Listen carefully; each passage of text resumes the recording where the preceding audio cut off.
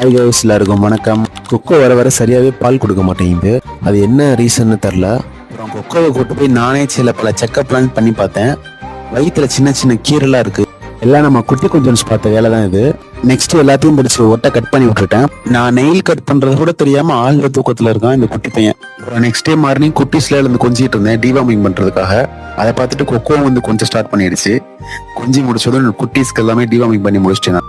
குட்டீஸ்லாம் சரியா பால் குடிக்காம ஒல்லியா இருந்த மாதிரி எனக்கு ஒரு ஃபீல் ஆச்சு. அதை என்ன பண்றதுன்னு டாக்டர்கிட்ட போய் கேட்டேன். அவர் செர்லாக் கொடுக்க ஸ்டார்ட் பண்ணுங்கன்னு சொல்லிட்டாரு.